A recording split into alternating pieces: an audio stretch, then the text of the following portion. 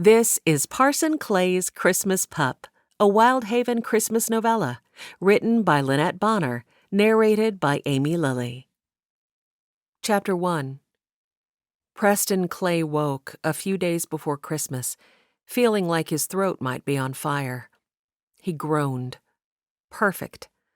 Not only had an avalanche prevented him from traveling east to visit with his parents this holiday, but for the past few weeks he had been battling a nagging illness that now seemed to have caught up with him. He slipped one hand from beneath the covers and fumbled across the night table for the cup of water he had left there the evening before. Mercy, but it was cold in his room.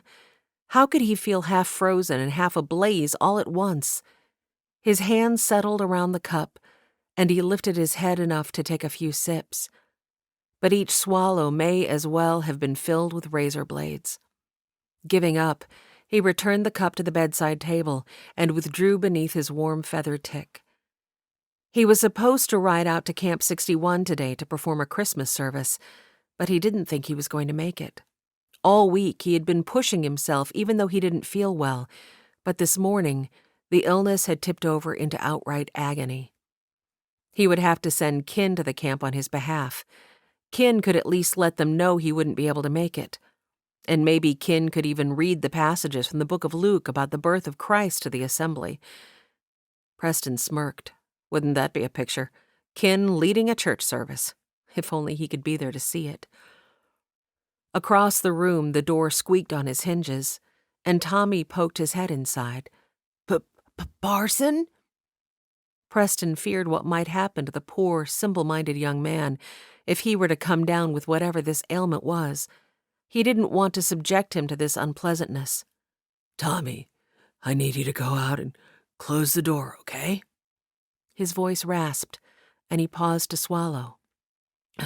Can you get Kin for me? Tommy hesitated. Kin done went to finish Miss Dixie's sleigh. Preston's eyes slipped closed. Yes. He should have remembered that Kin was finishing up that project. Now, how was he going to communicate with Camp 61? And, as much as he hated to admit it, he needed Doc, but he didn't want to send Tommy down to town on his own. Though he was trustworthy most of the time, sometimes Tommy lost track of the task he'd been given and wandered off. Preston didn't want him wandering around in this weather, especially when he was too ill to go looking for him if he strayed from his assigned task. Okay, Tommy, I need you to let me sleep for a bit longer, okay? Just close the door and sit by the fire and paint in that book that Aurora gave you. Fire's almost out. Preston grunted. True. Even if Kin had banked the fire before he left, it would be low by now. And the first week that Tommy had come to live with them, he'd almost started the hearth on fire. Ever since then, they'd had a rule that Tommy was not allowed to do anything with the stove or the fireplace. Willing himself to be strong, he pushed the covers back and sat up on the edge of the bed. Cold slapped him like an avalanche. Every muscle tightened up, and his right calf went into a spasm. He gritted his teeth and stretched out the leg, then forced himself to stand. The room spun. He grabbed for the footboard and missed. He went down to the floor in a heap. Old words that used to be part of his everyday life spun through his mind. He gave himself a little shake. Forgive me, Jesus. He banished the curses and refocused. Now what? He simply didn't have the wherewithal to try again. He grabbed the corner of the tick and tugged it on top of himself. But dash, this floor was cold. He rolled over so that part of the tick now lay beneath him, and with that, his strength was gone. Yet Tommy still remained patiently by the door. Preston didn't have what it took to go put wood on the fire. Put on your coat, okay, Tom-Tom? Tommy chuckled at the nickname. Okay, I like to paint. I know. Paint me a real nice one, and I'll put it up in the kitchen when I get better. Still, Tommy hesitated. You get better? Yes, I'll get better. I just need to sleep. You stay in the house, you hear? Promise me. Tommy, promise. Good lad. Preston closed his eyes then and willed away the wave of dizziness swirling in his head. He heard the door squeak and then click shut. Relieved that Tommy had listened to him and not come too close, Preston allowed himself to return to the oblivion of sleep. Aurora McClure walked through the beautiful chill of this winter morning with her songbooks clasped in her arms. As she crossed the wooden slats of the Wyldhaven Creek Bridge near town, she admired the patterns ice had created along the riverbanks. Only the very center of the creek remained unfrozen, and that likely would be covered over in the next day or so. Her breath puffed in a cloud before her. It was so cold that the snow squeaked beneath her boots. Despite the chill, she felt light of heart. In just a moment, she would be in the warm church and able to spend the next blessed hour in Parson Clay's presence. Her face heated at the improper thought. Just because the parson was single didn't mean he was looking for a wife. Not to mention, what did she know about being a parson's wife? Sure, she played the piano and could sing, but she didn't have much to offer beyond that. Preston was likely looking for a woman who knew a sight more about the operation of the church. And if she were honest, he likely didn't want the daughter of a soiled dove for a wife either. She'd best compose her thoughts before arriving at the church. It wouldn't do to have Preston pestering her about the cause of her flushed cheeks. The thought of explaining to him only made her blush more. Ever since she'd come to town posing as a boy to hide from the brothel owner who had wanted to press her into service, and lived with the parson and kin for several weeks in the guise of a lad, both of them treated her like a younger sibling. So all of her daydreams were likely for naught, because Preston would never see her as anything other than the young girl who had deceived him. Preston. Listen to her go on. Even if using his first name was only in her thoughts, one of these days she was going to slip and call him Preston to his face, and then where would she be? She took the church steps carefully, for they were thick with frost. But when she stepped into the entryway, the building was still cold and dark. She frowned. On the days when she and Preston went over the music for Sunday services, he always started a fire ahead of time to warm the place while he went over his sermon notes. So where could he be? Perhaps he had lost track of time and would be here in a few minutes. It wouldn't hurt her to get the fire going this time. She took kindling from the box by the old wood stove that stood in the back corner of the sanctuary and set about making a fire that was soon spreading heat. Still, Preston had not arrived. She paced to the side window of the sanctuary that looked up the hill toward the parsonage.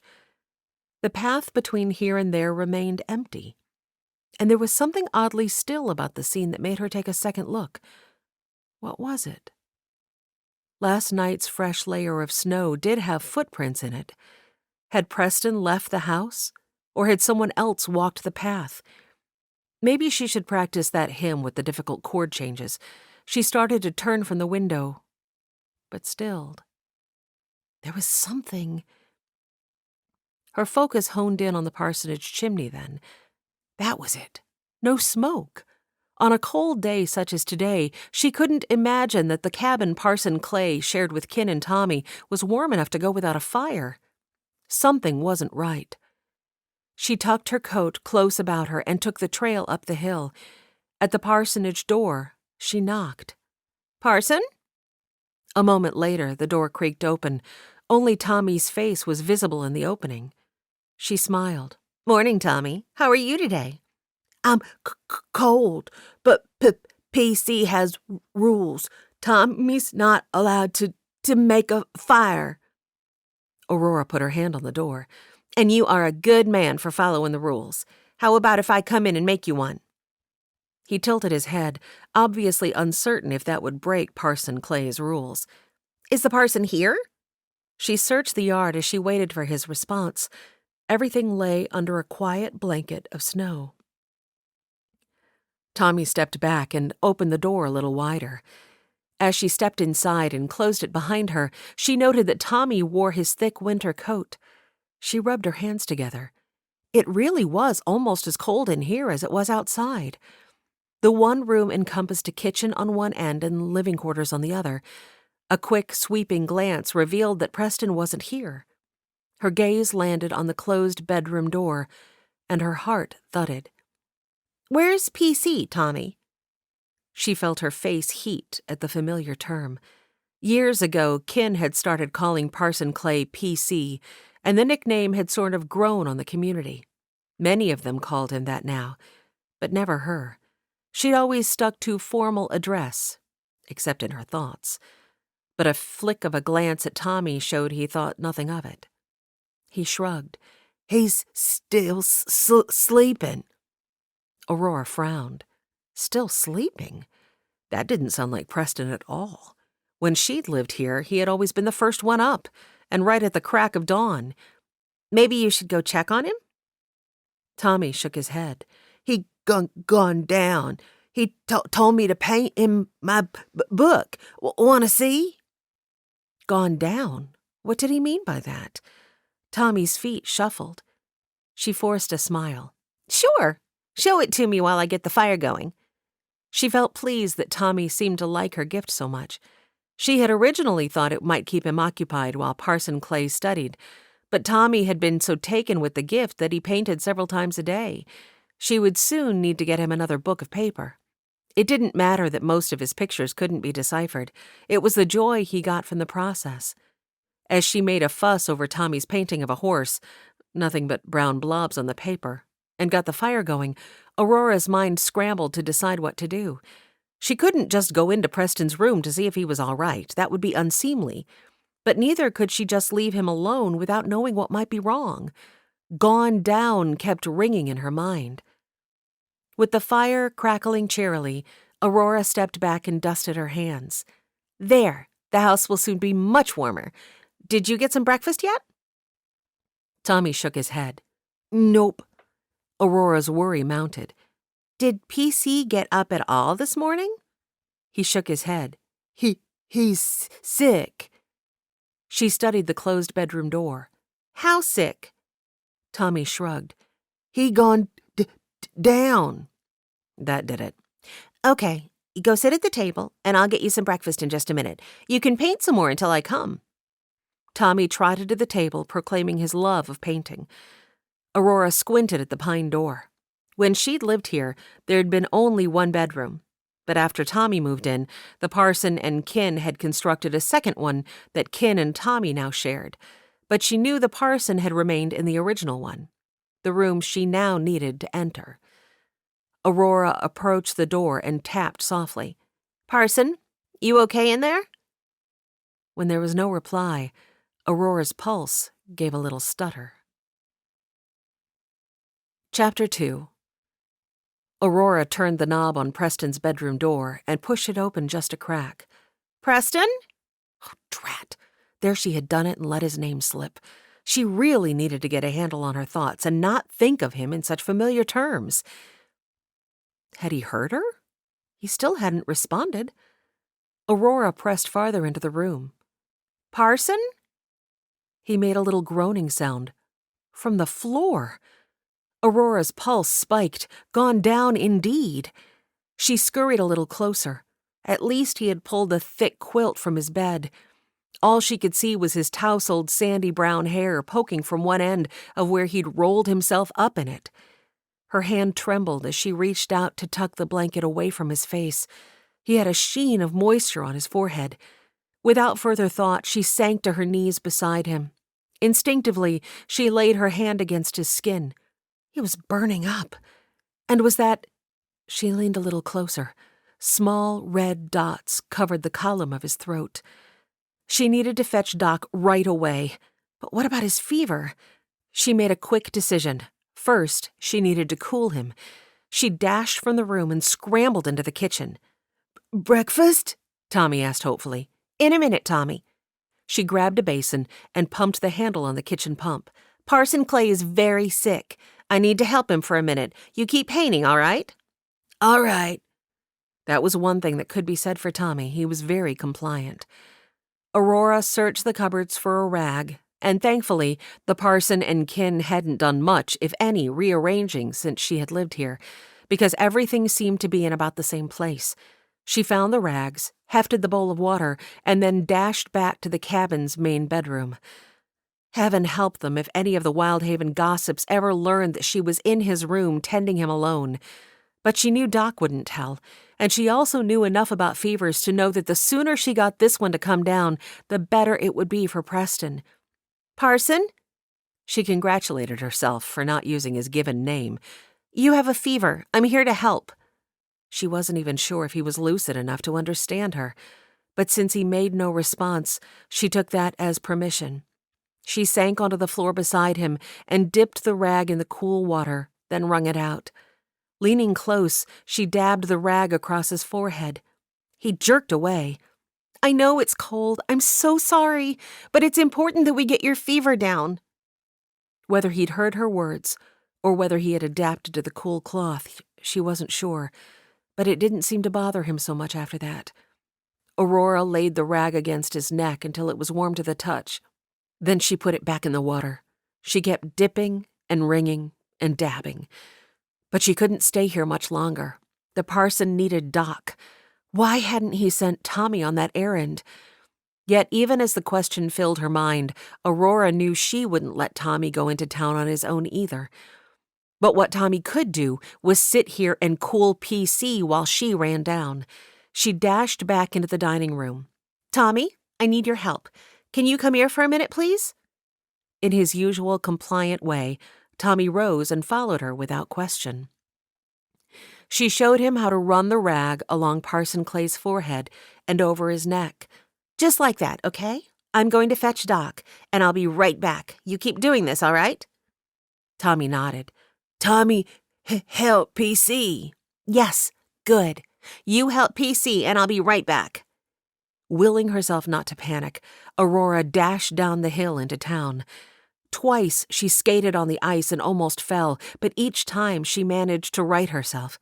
She burst into the boarding house and was relieved to see Dixie manning the main desk. "Oh, Dixie, I'm so glad to see you." She laid a hand over her chest and gulped a few breaths. "I need Doc. Is he here?"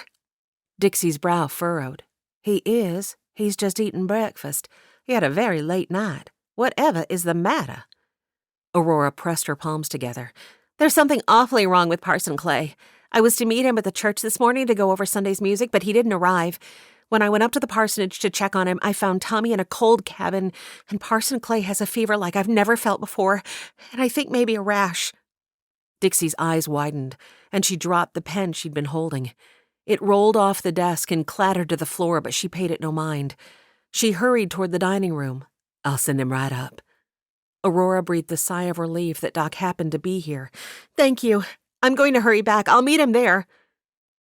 When she arrived at the parsonage once more, she was thankful to see that Tommy had followed her instructions and was still putting the cold compress on the parson's skin, except he hadn't been as adept at wringing out the rag, and now the parson and one end of his tick were soaking wet. She ought to have realized that would be a problem. She reached for the rag in Tommy's hand. "Thank you, Tommy. I can take over from here. Doc is on the way, and as soon as he gets here, I'll make you breakfast. Go back and finish your painting." Thankfully, it was only a few minutes before Doc panted into the room. He frowned at PC on the floor and the water everywhere. What happened? Aurora felt a little sheepish. "He must have fallen before I got here, and I had Tommy wiping him down with cool water while I came to get you." Doc grinned. "Well, it looks like you did a fine job of it." Aurora looked at the mess in consternation. "Will it make him sicker?" Doc shook his head. "We won't want to leave him wet like that for long, but the most important thing was what you did, and that was to cool him down." He motioned to the bed. "Help me get him back onto the bed, then we can find dry blankets." He set his black bag by the door and came to bend over the parson. "Preston, can you wake up? We're going to help you back to your bed." PC moaned a little, and his eyelashes fluttered. His gaze settled on Aurora, and a frown immediately puckered his forehead. "Come on." Doc tugged the blanket free and grabbed Preston's arm. PC wore only a pair of long underwear. Oh, heavens. She hoped Doc didn't have time to notice the flush in her face as she grabbed PC's other arm and they hauled him to his feet. He swayed so severely she thought he might fall right back down. Whoa! She surged to wrap one arm around his back. Doc did the same, and between the two of them, they managed to get PC seated on his mattress. It's cold. He shivered. We'll have you covered back up in just a moment, Doc consoled. Lie back against the pillows.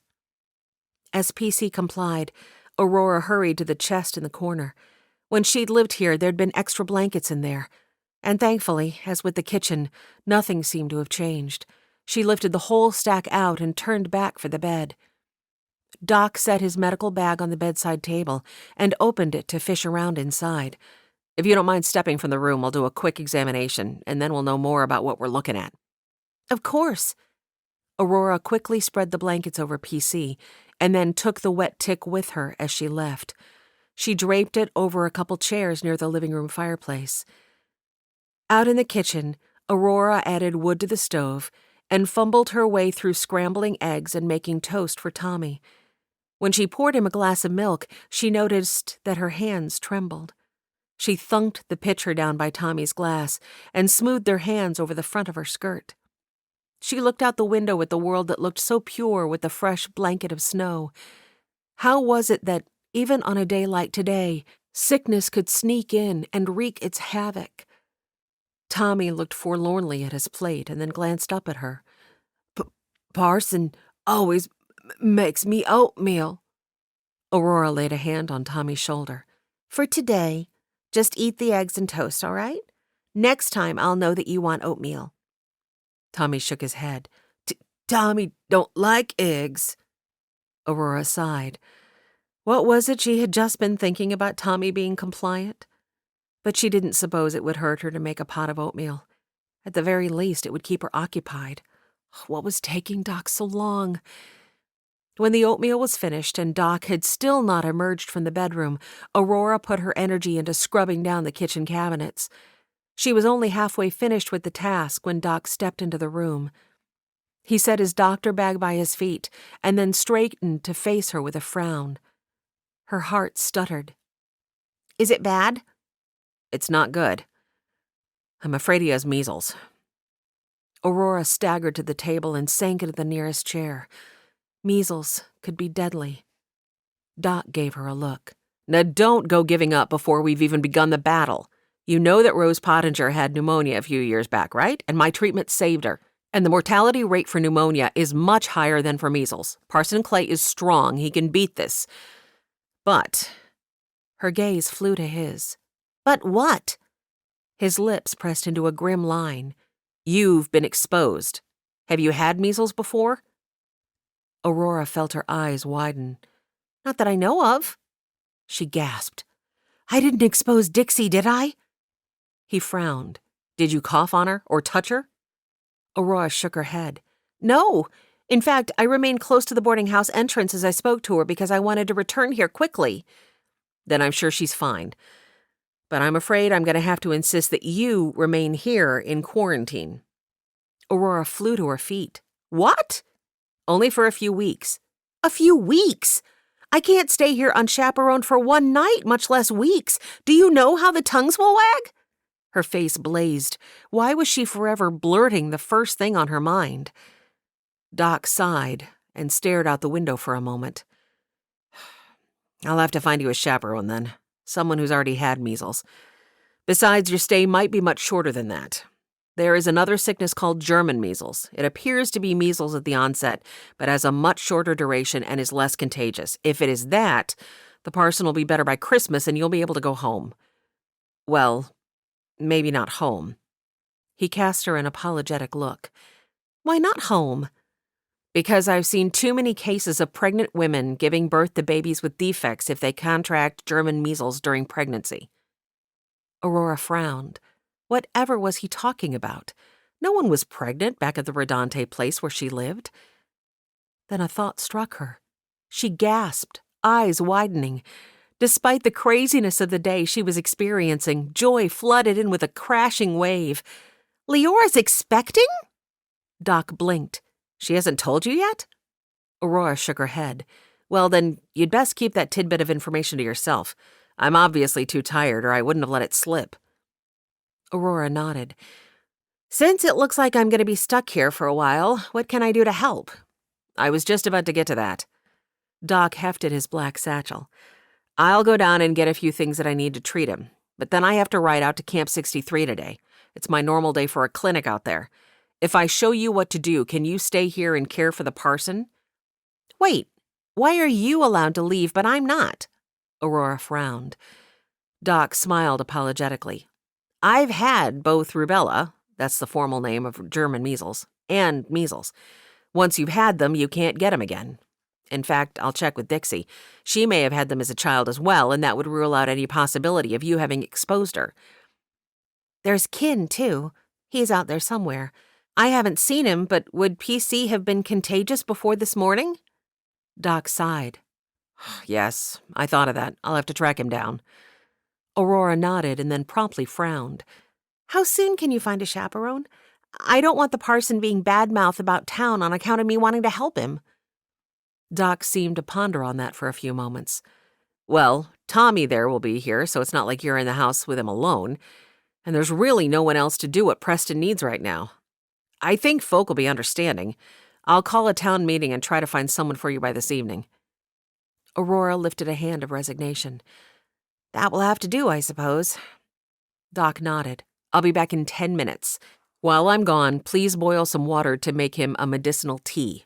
And if you could keep the fires going good and strong, that would be best. I've given him a good strong dose of cough syrup. That might make him a little off his head, so don't be too alarmed if you notice that. The syrup should also help bring his fever down a little. All right. Aurora nodded, relieved to have an assignment to tackle while he was gone. I'll go check on him as soon as I finish washing these cupboards. Chapter 3. Preston felt a damp cloth against his brow and turned his head into the agreeable chill of it. A woman spoke softly in a pleasant voice, but he couldn't quite make out what she was saying. He tried to open his eyes, but his lids were heavy, too heavy, and his tongue felt thick, like it used to when he drank too much on a Saturday night. The woman crooned a few more words. The voice was so familiar. Ma? The cloth stilled. He wished he could open his eyes to see her. He fought to think through the morning. Was it really Ma? He remembered he'd fallen trying to go put wood on the fire. Then Doc had been here. And someone with him. They'd helped him back to bed. Doc had given him some vile-tasting medicine, and he'd been able to taste the alcohol in it. Next time he'd have to refuse, but he supposed the good Lord would forgive him for breaking his vow since he hadn't known what was in the syrup Doc had urged down his throat until he was already swallowing. And hoo-wee, was it doing a number on him. Even with his eyes closed, waves of dizziness rocked him. He may as well be adrift at sea. The woman murmured again, and the cold cloth found his neck this time. That was not so pleasant, because it raised an itch he knew he dared not scratch. If he did, it would only grow worse. It had to be Ma. When he'd missed the train for back east because of the avalanche, he had worried that he might never get to see her again. Had she really come? And had she brought Puppy? He frowned and tried to think past the sludge of his mind. Puppy? Was that the right word? No, not Puppy. Poppy. Poppy, with her beautiful black hair and ruby red lips and ready laughter. The rag resumed its ministration. He licked his lips. Did you bring Puppy? He frowned. Why was her name so hard to say? The feminine voice shushed him. You're going to be fine. Can you lift your head? He felt a hand slip behind his head, and the cool rag swiped along the back of his neck. He shivered. The boat rocked more violently this time. If Ma was here, he hoped Poppy had come to her senses and come too. His tongue felt like a stick in his mouth. Water. Of course. Here you go. The hand slipped behind his head once more, and he felt the touch of the glass against his lips. Never had a few sips of water satisfied so well. He dropped his head back to the pillow and fumbled for the woman's hand. Her fingers were small and cool in his. Did Ma always have such small hands? He couldn't seem to remember. But Poppy, her hands had been tiny. So tiny. He'd loved to watch her play the piano with those slender fingers flying over the keyboard. He frowned. Piano? No, Poppy didn't play the piano. Poppy? The small hand gave his a squeeze. I'm sorry, you don't have one. Don't have one? Don't have one what? The words rasped razor blades in his throat. You don't have a puppy. He felt the muscles of his forehead tighten. That was certainly true. He hadn't had Poppy for a long time. But Ma knew the story. But I've wanted her since Christmas 1882. The rag continued his ministrations. Maybe this year, then. He nodded. At least, he thought he did. Maybe she'll come. She'll come.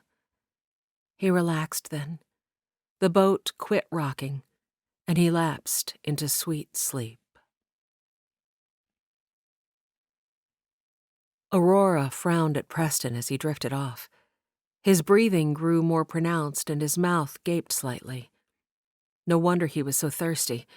The sickness must be causing him to breathe through his mouth. She'd have to remember to keep giving him liquids. It wouldn't do for him to become dehydrated. As she returned to the kitchen with the bowl of now tepid water, she pondered over his ramblings about a puppy. Had he been disappointed over not getting one the Christmas of, was it 1882, he had said? He would have been just a boy then. He knew he'd planned to go back east to visit his family this year, but had been prevented from doing so by the avalanches that had blocked the tracks. Perhaps that disappointment had stirred the distant one in his fevered mind. But it didn't matter what had brought it up. What mattered was that the parson needed a puppy. She couldn't go back and soothe the disappointment of a boy, but she would do everything in her power to make that request a reality this Christmas. But where was she going to find a puppy? She would ask Ken as soon as he returned. He had his ear to the ground all over the place. He would know a family around here somewhere who had a litter they needed to part with.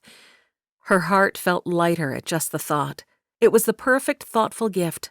Nothing too intimate, but one that would let Preston know she cared. Maybe that would jostle him out of his ambivalence toward her. She set about chopping potatoes for a lunch soup with a song in her heart. Ken Davis was in his shed out at his pa's old place, working on the final touches of the sleigh that Dixie Griffin had hired him to make for Doc. He had just added the last stroke of red paint when he heard someone hail his name from out in the yard. His pulse spiked. That was Doc. After all the work Dixie had put in to keep this sleigh a secret, it wouldn't do for Doc to see it before Christmas Day. Ken snatched up a rag and hurried from the shed, closing the door behind him. He wiped the red paint from his fingers as he smiled at Doc across the yard. "Morning, Doc. How did you know I was here?" Doc waved a hand. "You and McGinty said this was likely where you were." Ken clenched his teeth, but made sure to keep his smile in place. He didn't want Doc to wonder why he was frustrated. But Ewan knew very well that he was here working on Doc's present. The old troublemaker had likely hoped to ruin Doc's Christmas. He was likely still sore that Dixie had never given him any consideration and had married Doc. "Been a while since you came out to this old place, hasn't it?" Doc glanced around. "I see you've done considerable work on the cabin." That was an understatement. Back when Pa was alive, the cabin had been so gap-sided that Ken hadn't been able to keep it warm in winter even with a blazing fire in the stove. But when Parson Clay had first come to town, he and Ken had lived here for a while, and the parson had shown him some tricks for temporary chinking. After they'd moved to the parsonage near the church, Ken had decided to put in real chinking as he could afford it. And then he'd added a couple windows and replaced the porch and steps. He'd even planted a couple apple trees in the field out back, and maybe one of these days there would be a proper orchard. But next on his list was converting the old shed into a proper barn. Doc angled him a look. "You aren't making moonshine in that shed, are you?" Ken decided that the truth was probably his best defense. He held up a hand to reveal the remnants of red paint. "Just working on a little Christmas surprise that I didn't want a certain someone in town to see." He held his breath. Now he just had to hope that Doc would think he meant the parson and wouldn't pry for more details. "Speaking of a certain someone," Ken released his breath. Thankfully, Doc seemed to be on a mission. "Listen," Doc said, "I'm here because Parson Clay has come down very sick. I need to know who you may have spoken to before you came out here today." Ken shrugged. "I was in the alehouse for a bit last night, but this morning I came straight here without seeing anyone. Well, other than Tommy. He was already up by the time I left the house." Come to think of it, it was odd that PC hadn't already been up when he left today. Doc rubbed a hand along his jaw and seemed to be pondering. Ken felt his concern mount. "How sick is PC?" Doc slapped his horse's reins against one palm. "I think he has the measles. You ever had 'em?" Ken nodded. "Had 'em twice when I was a kid. One time was a lot worse than the other." Doc blew out a sigh of relief. "That likely means you've had both types, which means the chances of you passing it along are much lower, and that's a relief, because I could really use your help." Ken stuffed the rag into his back pocket. "Happy to help any way I can. What can I do?" Aurora grew concerned when PC didn't show up for their weekly music preparation this morning. She went into the parsonage. She's never had measles, so I've placed her under quarantine. She can't leave the cabin. For that reason, I need to call a town meeting to see if I can find a woman who's had measles to stay with her there. Ken grinned. PC would be fit to be tied over such a breach in propriety, but then so would Aurora. After her original foray into folly, when she arrived in town posing as a boy, she'd swung completely to the other end of the pendulum and gone out of her way to conform with expectations. She really must have been concerned to go into the parsonage like that, even with Tommy there. He couldn't help but chuckle. Imagine how flustered she was right about now. Oh, he was going to have fun giving her a hard time about this one. Doc cleared his throat and quirked one brow. Ken composed his features. "Okay, so you need me to ride around and spread the word about the town meeting?" Doc nodded. "What time do you want folks to arrive?" Doc was already reining his horse toward the south. "Let's say 3 o'clock this afternoon. I'll take all the homes toward the south and east. You handle the north and west." "Will do." Ken saddled and mounted his horse.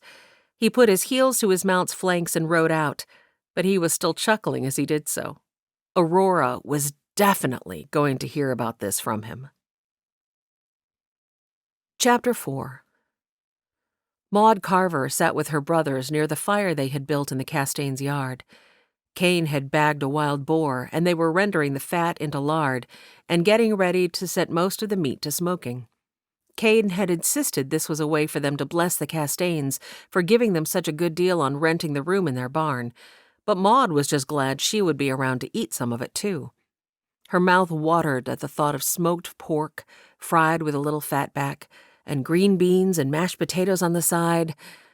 My, she missed Ma's home cooking. She stirred the pot of lard and watched Cain and Seth add the roof to the smokehouse with the help of Aidan Castain. Cain had constructed the smokehouse from a hollowed-out log. He and Seth had stood it upright and then driven long pegs through it to form shelves to place the meat on. The pegs could be removed so that each shelf could be layered with meat before the next pegs were added for another layer of meat. Her brother was pretty ingenious, even if she would probably never say so to his face. When Ken Davis rode into the yard, Maud straightened and smoothed her skirts. When Seth gave her an eye roll and a grin, she felt her face heat. Despite Seth's teasing, she couldn't resist returning her attention to the rider. No matter how handsome the man was, he clearly didn't have eyes for her. She'd seen him paying special attention to Zoe Castain, and once or twice to Aurora McClure, who lived at the Rodante spread a few miles from here. But he'd never even so much as given her a second glance. And today didn't appear to be any different. Ken swung down from his horse and strode toward Cain, hand outstretched. "Howdy." "Davis?" Cain took his hand and gave him a nod. "I believe Mrs. Castain and her daughter Belle headed into town to their shifts at the diner." Ken rubbed his chin with the back of one hand and assessed the smokehouse. They'll have heard the news already then. I can't stay. Just dropping by to let everyone know that Doc has called for a town meeting to be held in the church at 3 this afternoon. The 2 puppies that Aiden had brought home from the trip to Seattle cavorted onto the hard-packed dirt in front of the barn, yapping and tumbling over one another. Jinx dashed around the corner of the building and dove into the fray as well. For a moment, all 3 dogs yapped at the top of their voices, and then Jinx tumbled onto his back and let the puppies pin him down. All 3 dogs paused in their play, tongues lolling, to stare at the humans, who stared back at them. "Cute pups," Ken said, "but where'd they come from?" I rescued 'em in Seattle, but Ma says I can't keep 'em. Aiden hung his head for just a split second before he jerked it up, eyes bright. You don't want one of 'em, do you, Ken? I know you take real good care of one. Ken chuckled and shook his head. "Afraid I can't take one, eh? I'm heading to Seattle myself, sooner than later." Maud's ears perked up. He was? Ken's feet shuffled, as if he hadn't actually meant to let his revelation slip. He motioned to the Appaloosa in the corral. "I thought Joe Redante was keeping the horse." As if it recognized it was the center of attention, the horse whinnied and pranced a circle around the enclosure, its breath puffed out in roiling clouds. Kane layered in the top shelf of meat. "I've been fetching it mornings, bringing it here, then taking it back evenings, teaching it to walk on a lead. Also helps it to get used to voice directions." Ken nodded. "Smart. How's it behaving?" Ken motioned for Seth to help him, and they lifted the roof of the smokehouse into place. "Got spunk, that's for certain. But smart, too. Training's coming along right well. Even was able to stay in the saddle for a few seconds yesterday." Maud snorted softly, the shortest few seconds she'd ever seen. When the horse had sent Kane sailing over the corral fence, she'd rushed to his side, certain he'd at the very least have the wind knocked out of him. But he'd leapt to his feet almost before she reached him, laughing and pleased as punch that the Appaloosa had let him settle into the saddle. She rolled her eyes, even now. He'd be lucky if he ever got that stubborn critter trained. Zoe Castaigne appeared on the porch, drying her hands with a towel. She'd been around a lot the past few days, since school had let out for the Christmas holiday. "Hi, Ken," she called. Ken's face lit up like a Christmas lantern as he spun to face her and strode to the porch. Maud sighed and reminded herself to stir the lard. Kane ruffled a hand over Hayden's hair. "Looks like we get to take a break this afternoon and ride into town. How'd you like that?" Boy, howdy would I! Aiden spun in a circle, cheering his excitement. Kane and Seth joined in, mimicking his excitement. Maud wished they would hush so she could hear Zoe and Ken's conversation, but just as Aiden dashed off on Kane's instructions to go wash in the house, Ken mounted his horse. He reined toward the trail that led to the Redante place, but he paused for just a moment, looked right at her, and tugged the brim of his hat in her direction. His lips tilted into a secretive smile, as if he might have been aware of her scrutiny this whole time. She froze, and by the time she recovered enough to lift a hand in farewell, he'd already turned his amused attention to the trail. She sighed and plunked her hands on her hips. When she responded like that, what did she expect from the man? He likely thought her a cold, hard shrew. By the time Ken finished his rounds of the homes to the north and west and arrived at the church, Doc had the building warm, and several families were already gathered in the room. Ken removed his hat and shrugged out of his duster. He hung them on the pegs in the entry and then stepped past the partition and into the sanctuary. From across the room, Mrs. Griffin raised her brows at him. He grinned and gave her a nod. Her sleigh was completed, and it was a beauty. He'd built in a special compartment for Doc's medical bag, added a boot with locking shelves for his apothecary, and even added a back seat in case Doc needed to transport a patient somewhere. A woman cleared her throat by his side. He glanced over to find Mrs. Holloway. "Is my husband's horse still alive?" she whispered, keeping her focus on the main part of the room. Ken chuckled. "Yes, ma'am. Saw it just a bit ago. Kane said the training is coming along right well." She smoothed her hands over her skirt. If I had known how much stress that present was going to cause me, I might have reconsidered my choice." Kin tucked his fingers in his pockets. "It will all be worth it when the day comes, don't you worry." "I hope so." "What do you hope?" Marshal Zane stepped up beside his wife. Her eyes flew wide, and she gave Kin a look that pleaded for rescue. "Your wife was just telling me how she hopes Christmas is going to be beautiful for everyone in Wyldhaven this year." Marshal Zane settled a hand on his wife's shoulder. "My Jack, always thinking of everyone's happiness. One of the reasons I fell in love with her." He smiled down at her. Something about the look raised a lump in Kin's throat. He tore his gaze to the floor. "I'll just mosey to the back so there'll be plenty of seats for everyone." The couple was so consumed with each other that they didn't even seem to notice his departure. He supposed that was the way it ought to be. But it amused him to see the normally gruff, all-business Marshal devolve into a puddle of sentimentality whenever his wife was around. Would there be a woman who turned him to mush like that someday? Hang fire, he hoped not. He strode to the back wall and leaned against it, propping his foot up behind himself as he studied the room. Of course the Hines family was here, and right on the front row.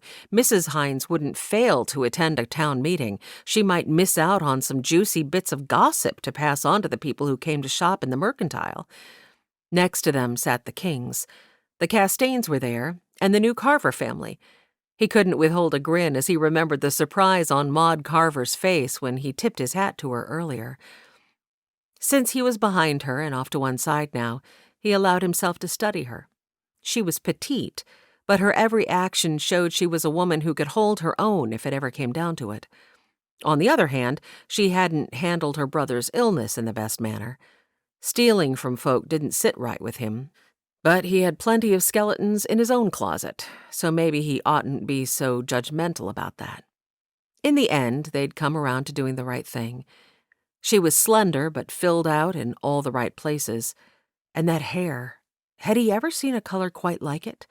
It reminded him of maple leaves in the fall. And with those soft eyes of hers, she was fetching.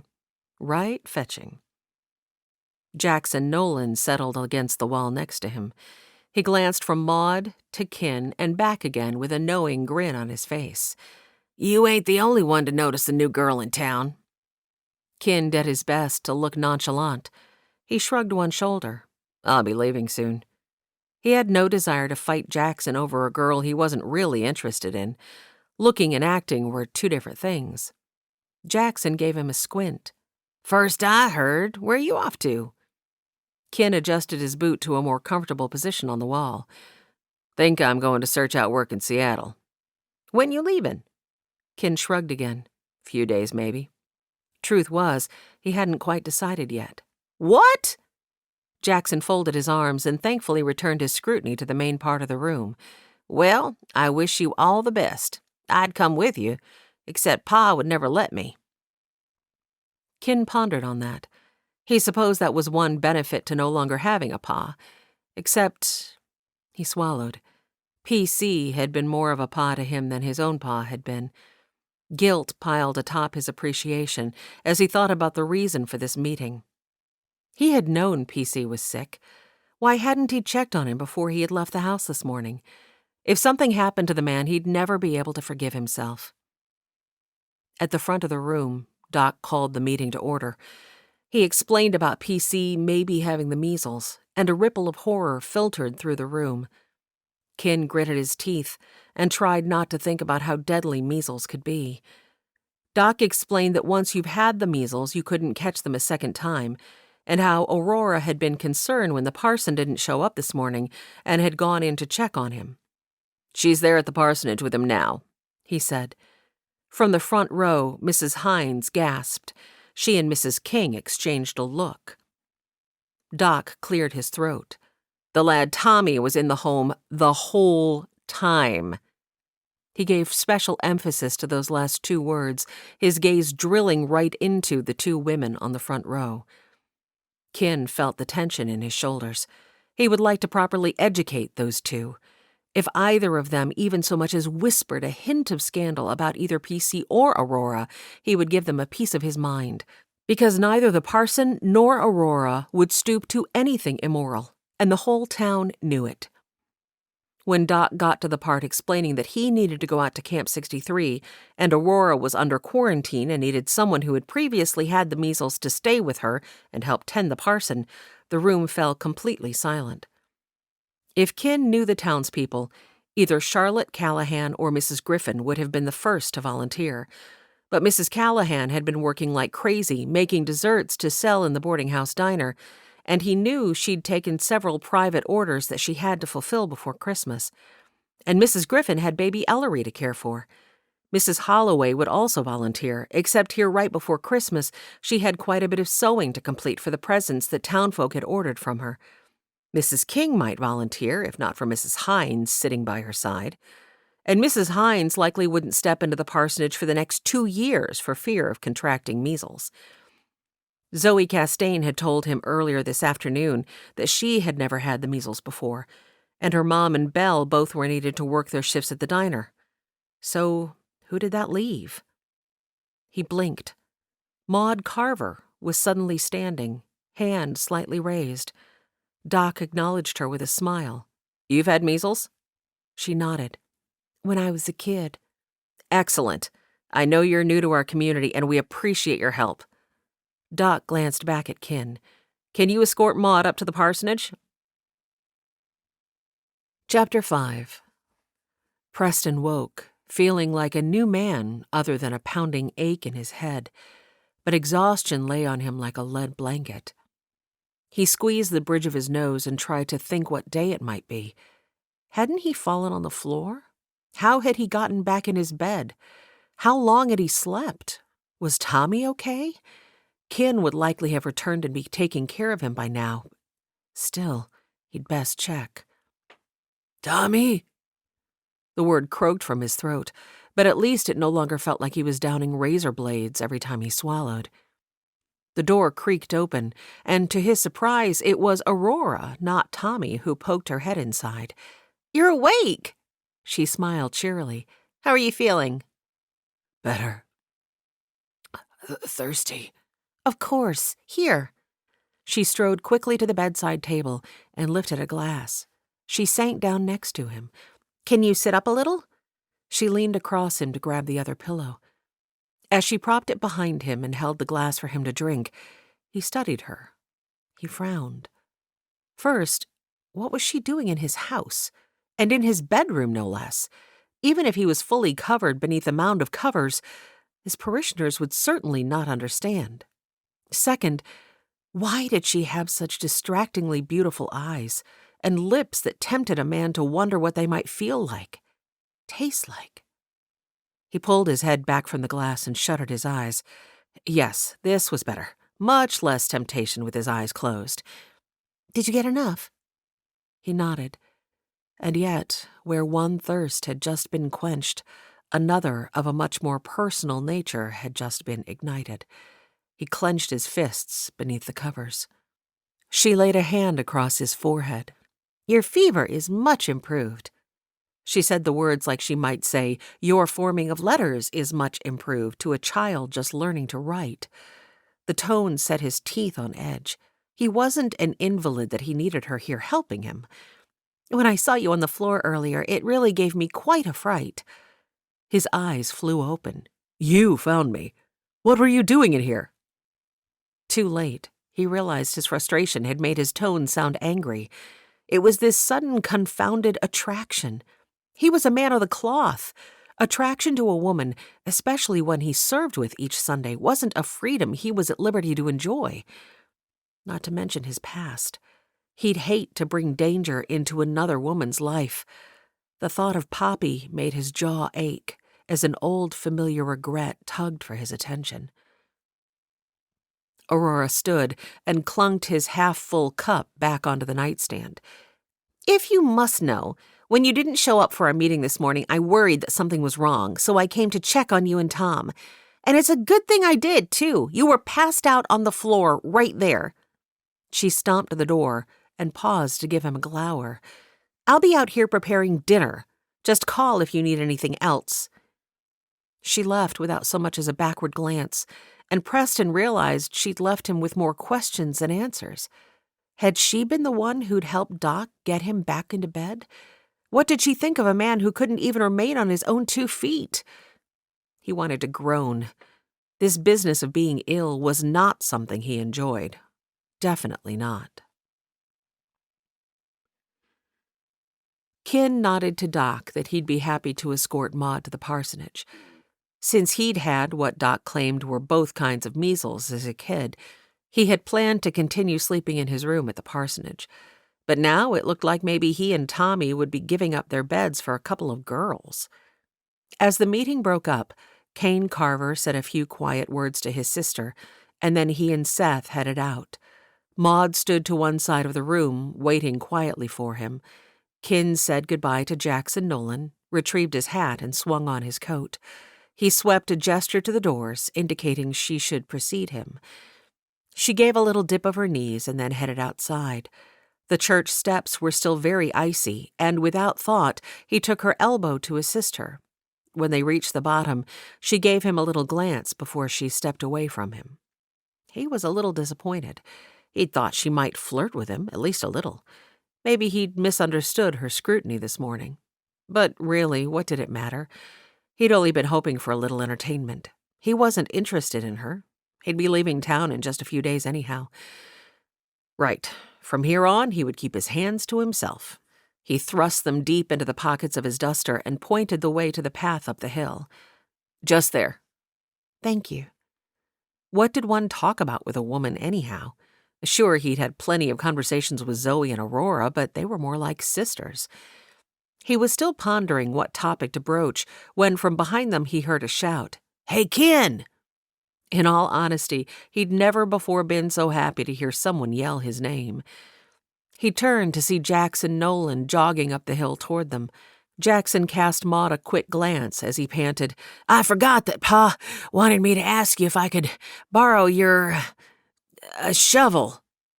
Kin turned his snort of laughter into a sneeze, and he could tell by Jackson's red neck that he knew just exactly what that sneeze had been.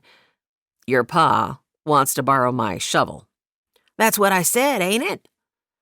Kin thrust his tongue into his cheek and nodded. "All right." With his hands still in the pockets of his duster, he swept a gesture to Maud. "This here is Maud Carver. Maud, meet Jackson Nolan." Jackson was grinning from ear to ear when he stretched his hand in Maud's direction. "Pleased to meet you, Maud Carver." He swept her with a glance from her head to her toes and back again, hanging onto her hand the whole time. Maud was nearly as red as Jackson by the time she had extracted her hand from his. Jackson strode along jauntily beside them. "So, where are you from originally, Maud?" She swept a gesture to the east. "Over Montana way."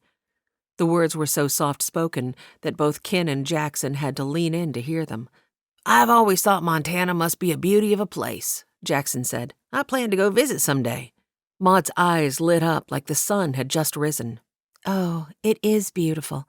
Just across the valley from our house, the bitter roots stretched across the sky. Oh, my, I do miss that view." Kin surreptitiously dropped back and let Jackson and Maud continue their conversation. And lo and behold, once they reached the parsonage and Kin and Maud were standing on the porch, Jackson bid them farewell and started down the trail. "Don't you want me to get you that shovel?" Kin hollered loudly. "Oh!" Jackson turned back, face blazing red. Beside Kin, Maud gave a little titter. Jackson gripped the back of his neck, grinning because he knew he'd been caught.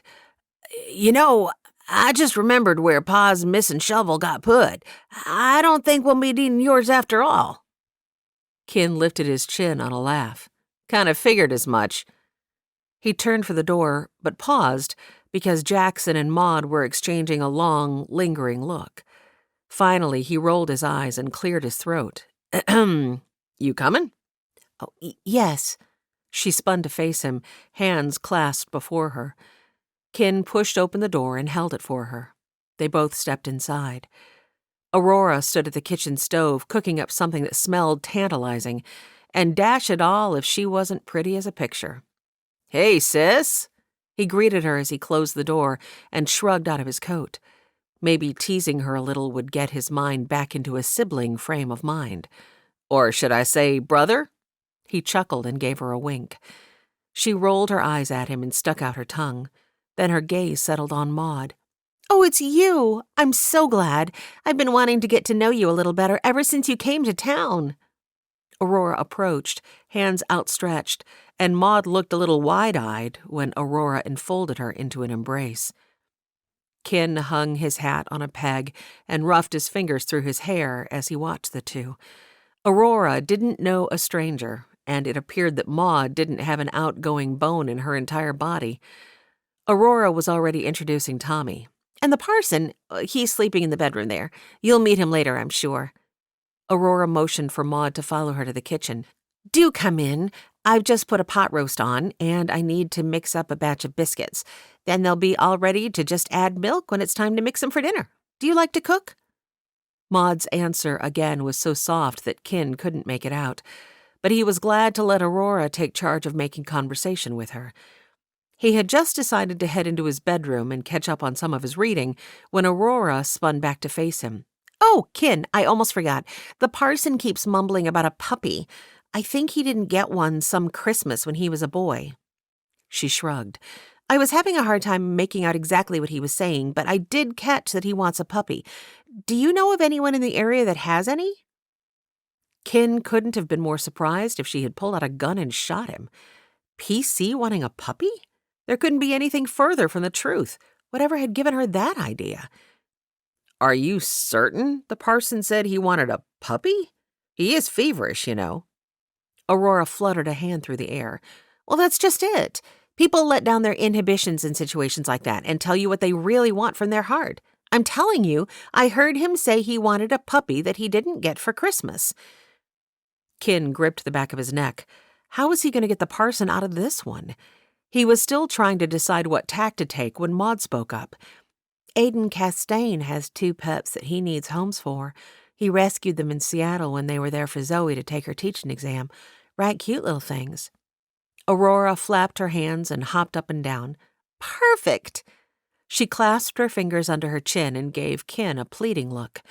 "Do you think you could go and pick one out for me tomorrow since I won't be able to go? He called it a her." Kin frowned. "Who called what a her?" "The parson. When he was mumbling, he called the puppy he didn't get a her. So if one of the pups is female, bring that one. If they're both females, bring the cutest one." Kin's mouth gaped.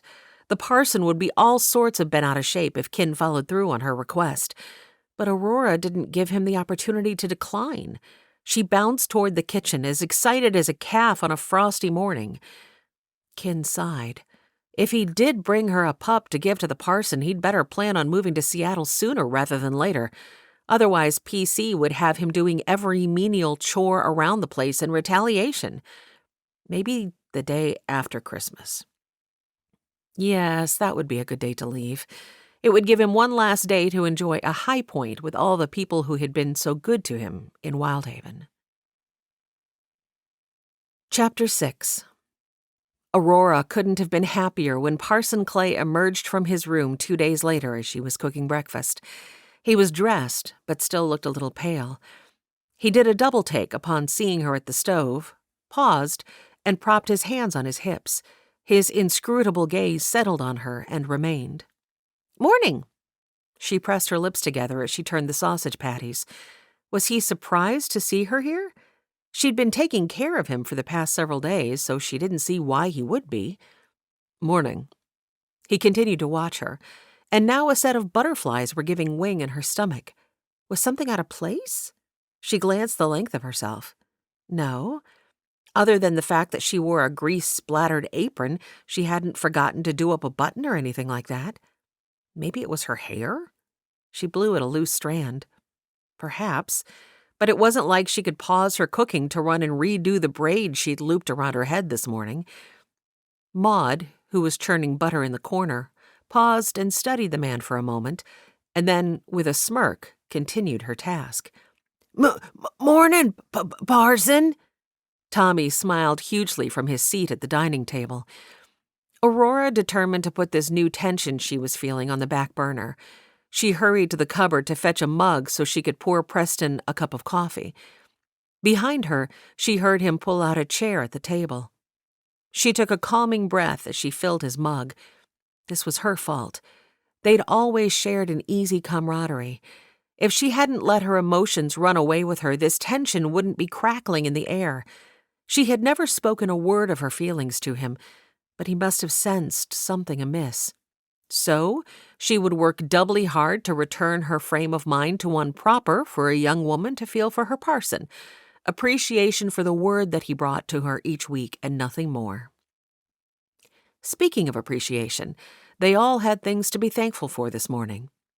Doc had come by the day before and proclaimed that the parson was doing so well that he must have had only the German measles after all, and everyone had breathed a sigh of relief. It would have been terrible to have an outbreak of the more serious variety just before Christmas. The parson figured he'd contracted the sickness out in one of the logging camps, but he didn't know which one. That had been one of Doc's main concerns. As she approached the table with his cup, she determined to converse as if nothing had changed between them, because nothing had changed. "Are you sure you should be up? You still don't look the best." She only realized how insulting that might sound after he gave her a grumpy squint. "Oh, sorry." She set the coffee before him and hurried to rescue the eggs before they burnt. A hint of smoke touched her nostrils. Tommy's oatmeal! She snatched the pot from the heat. Goodness, this fluster was so unlike her. Thankfully, the oatmeal was only singed a little on the bottom of the pan. She'd add an extra teaspoon of sugar to help cover the taste, and Tommy wouldn't likely even notice. Parson Clay lifted the cup in a little salute. "Thank you." He took a couple of sips and then scrubbed a hand over his face. "What day is it?" "Monday." She held her breath, knowing what was coming. He winced. "I missed Sunday services?" "Yes, but don't worry. Sheriff Callahan read a few verses of scripture and gave a short message." Not that she or Maud or Tommy had been able to attend, but she left that part out. She determined to keep things positive. "I'm so glad you're feeling better before Christmas.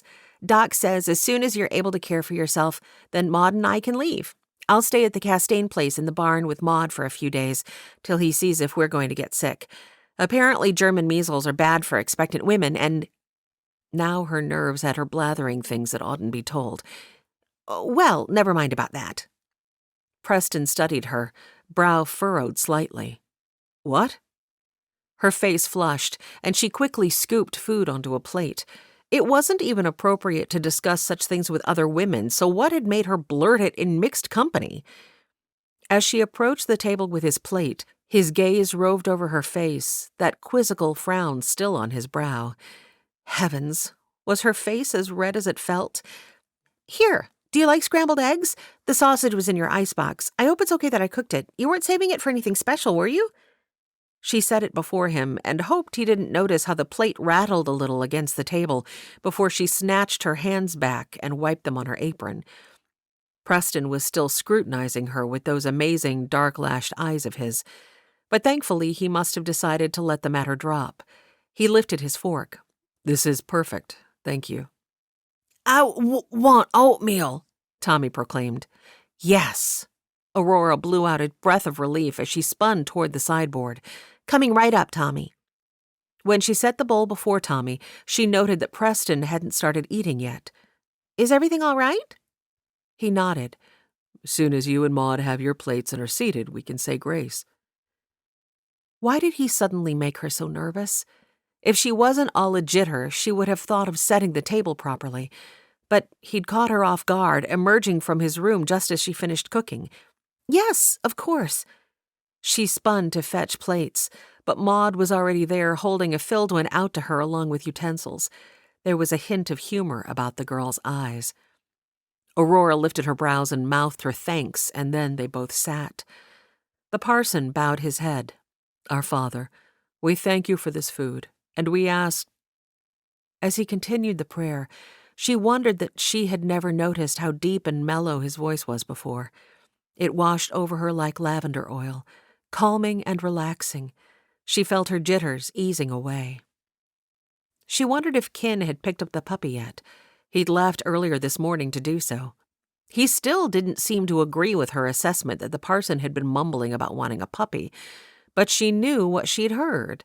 So despite the fact that Ken had been trying to talk her out of the gift for the last couple days, she remained determined that the parson ought to have a happy Christmas. After all, he had hoped to spend the holiday with his family back east, so the least she could do was try to bring him a little joy. She had insisted that Ken fetch her the pup and let the consequences of the gift be on her head. He would see. The parson was going to love it. She wondered, though, was today the right day to give him the puppy? After all, he was just coming out of an illness and might not feel up to dealing with the rambunctious antics of a scrappy pup. Besides, it wasn't yet Christmas. She made a quick decision. She would wait to give the dog to him until Christmas Day. No, giving it to him on Christmas might be too intimate. Christmas Eve, then. That would be perfect. That would give him a couple more days to recuperate. A sharp pain slashed through her shin. Ow! She jolted, and then her face flamed anew. Apparently the prayer had been over for who knew how long, and she'd been sitting there with her head still bowed. From across the table, Maud was still laughing at her in that silent way of hers. Aurora didn't even dare to glance at the parson. She simply lifted her fork and tucked into her food. The sooner the meal was over and the dishes washed, the sooner she and Maud could make their escape. And maybe once she was away from Preston's constant presence, she would be able to put a damper on these runaway emotions of hers. Standing in the yard at the Castaigne place, Ken did his best to bite back his humor as Aiden fawned over the pup he'd come to pick up. Aurora had said she wanted a female or the cutest one, and as luck would have it, the female fit both criteria. "The parson is a good, God-fearing man," Aiden crooned to the puppy. He had the poor dog clasped under one arm and was petting her so hard that her ears laid down. "You know, on account of he's a parson and all, so he's going to take really good care of you. And Ken lives there too, so if you ever need anything, you can just go ask him and he'll help you." Ken swept a hand over his mouth and met Zoe's amused glance above her brother's head. He squatted down before the boy and reached out to adjust the dog to a more secure position in Aiden's arms. "Actually, I'm not going to be there for much longer." Which reminded him he really needed to have that conversation with PC that he'd been putting off. "Wait, what?" Zoe plunked her hands on her hips. Too late, he realized he'd let the cat out of the bag. Maybe if he just ignored her, she'd let it go. He continued to talk to Aiden. "But Tommy'll be there, and he's real gentle with animals. I bet he'll even let her sleep at the end of his bed." Zoe's feet shuffled. "Ken Davis, whatever are you going on about?" Ken stood and shrugged one shoulder. "Think I'll head to Seattle and see if I can find some work. I've about tapped out my resources here. Same people keep giving me odd jobs, and sometimes I feel like they're giving them just to give me something to do. I don't want to take advantage like that. Besides," he glanced across the snow-covered field beside the barn, "it's just time to move on. PC has cared for me long enough." From the corner of his eye, he saw Zoe tilt her head. "You know he's happy to do that." "Yeah." He gripped the back of his neck. He said the word, but he wasn't so certain. Truth was, he and PC had butted heads more often than not in the past few months, mostly because PC didn't like some of his choices. The man would never be happy until he'd taken a knee and confessed his need of a savior, and he just wasn't certain he'd ever come to that point. Religion was fine for some, but he didn't need it. Moving on would just be easier. He needed a little space to breathe. "Well," Zoe gave a definitive nod, "we are going to have a going-away shindig for you then." Ken pulled a face.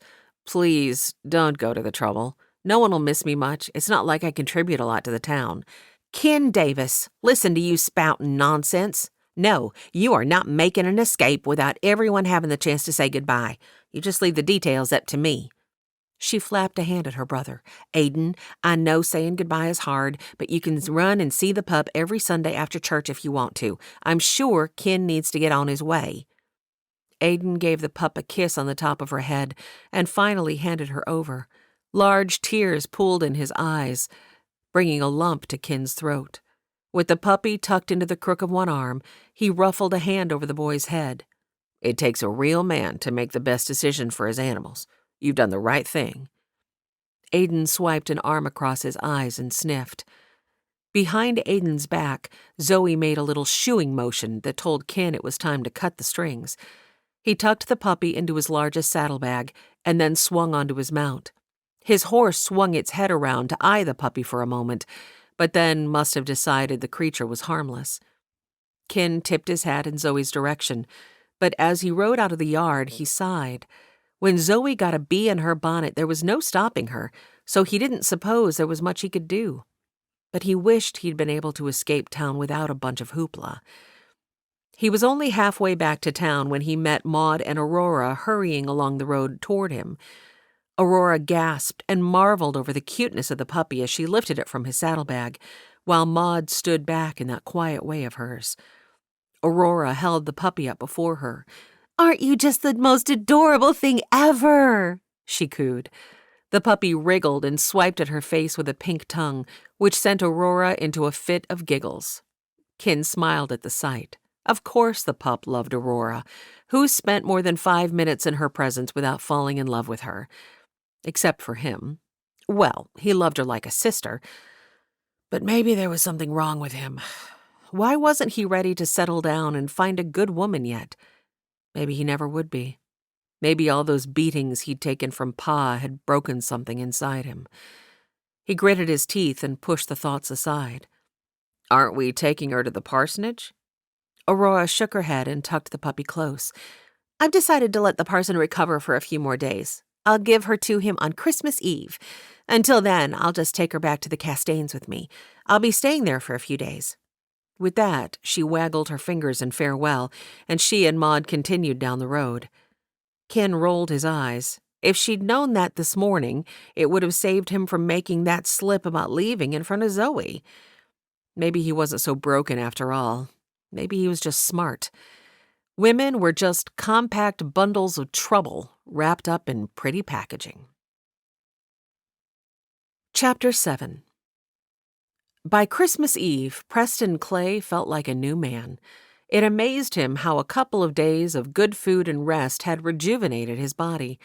He would count this as a Christmas blessing, especially since he had so many things to do between today and tomorrow. The first of which were the gifts he wanted to deliver to a family out at Camp 64. They had 3 of the cutest kids he'd ever come across, and they had wormed their way into his heart. Mostly because both the parents were taking in the word he shared each month and actually putting it into practice.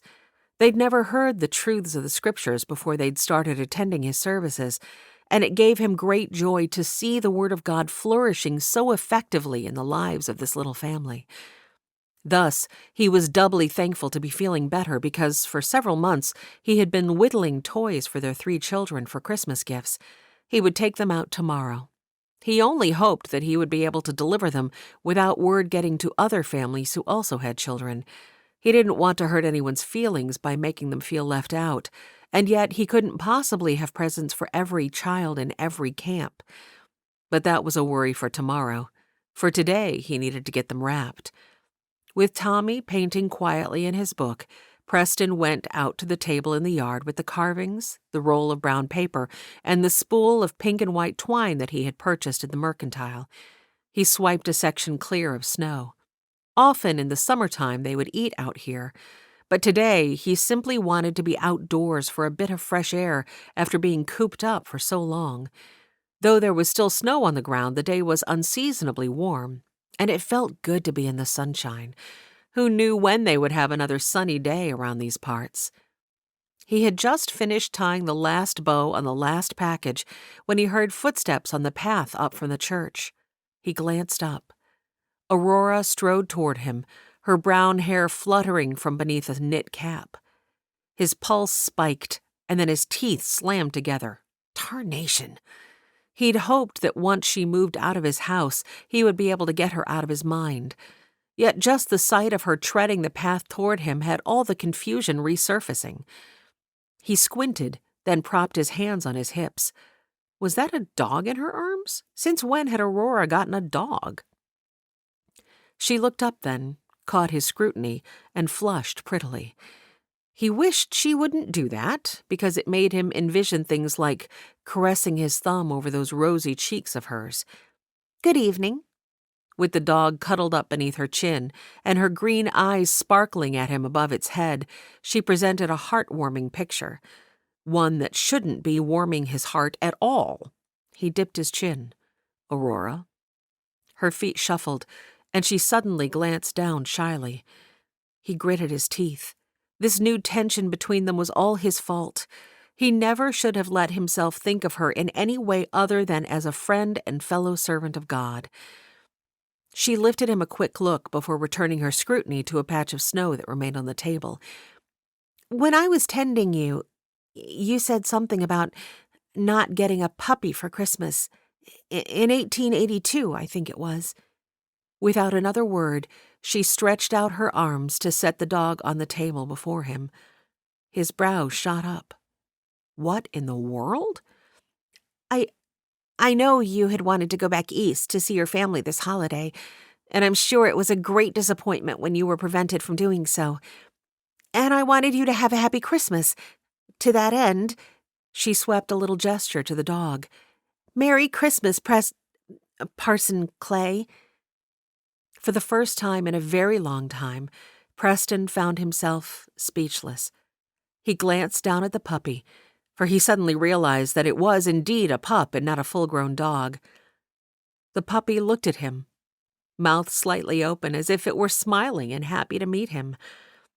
He curved one hand around the back of his neck. Oh, drat, but it was a cute little thing, mostly white with black splotches and one ear that didn't seem to want to stand upright. Yet he had absolutely no recollection of any disappointment over not getting a pup as a boy. He fought through the haze of memories from the days when he'd been fevered and laid up in bed. What had he said that had given her such an impression? He remembered first thinking that she was Ma, and he'd been asking Ma about— The realization hit him. Poppy! A chuckle burst free before he could stop it. Aurora clasped her fingers beneath her chin in that way she had when something thrilled her. Oh, I knew you would be happy. I'm elated. He reined in his humor and roughed a hand through his hair. He really ought to tell her to march this dog back to wherever she's gotten it from. He didn't have time for a dog. He was constantly on the go, traveling out to the camps, not to mention that it was just one more mouth to feed on his meager salary. But hang it, one look at the sparkle in her eyes and he found himself saying, "Thank you. It's very cute." She's very cute. And yes, she is. Perfect. Not only had she given him a dog, but a female one that might one day saddle him with a litter of puppies. Does she have a name? Aurora scratched the dog behind one ear. Well, of course you can name her anything you want.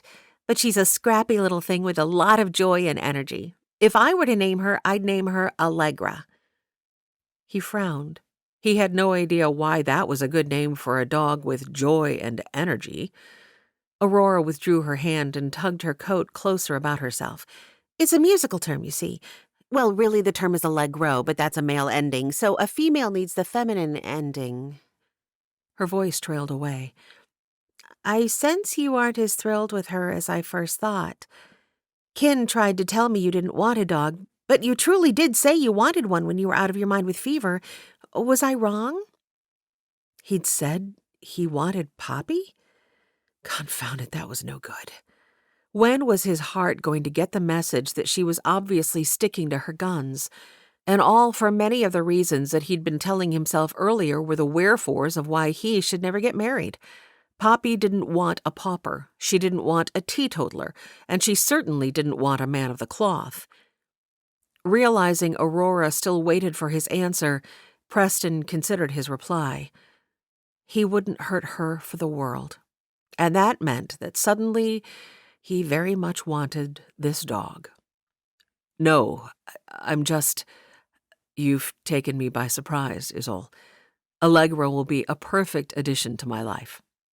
So, you're not upset? Upset? How could I be upset about such a cute little critter? He reached to pet the dog at the same moment she did. His hand fell on top of hers. Neither of them moved. They simply stood across the table from one another, with his hand over top of hers. He'd never realized before that she had a callus on her chin, likely from the violin she often played at church. A vision of him taking her face in his hands and placing a kiss on that callus popped into his mind. He pushed it away. Not today, but someday. And if he was surprised by the thought, it was no more than he was surprised by the realization that he cared for her deeply, and that those feelings were not as recent as he'd first thought. He let his thumb caress over her fingers. She flushed prettily as she snatched her hand from beneath his and shoved it into her coat pocket. Merry Christmas, Parson Clay. She'd slipped earlier and almost said his name, and he suddenly very much wanted to hear her say it. Preston. You can say it. I call you Aurora all the time. She kicked at the snow. Well, that's different. He tilted his head. Just this once, then, as part of my Christmas present. With her toe still diligently working at digging that hole in the snow, she lifted him a look from beneath her brows. Fine, then. Merry Christmas, Preston. He grinned. Merry Christmas, Aurora. This has been an unabridged production of Parson Clay's Christmas Pup by Lynnette Bonner. Copyright 2019 by Lynnette Bonner. Read by Amy Lilly. Directed and engineered by Adam Hassel at the Oasis Audio Studios. If you've enjoyed this audio production, please look for Ken Davis's Christmas Send-Off, Story 11 in the Wyldhaven series. It can be found on Amazon, iTunes, and Audible.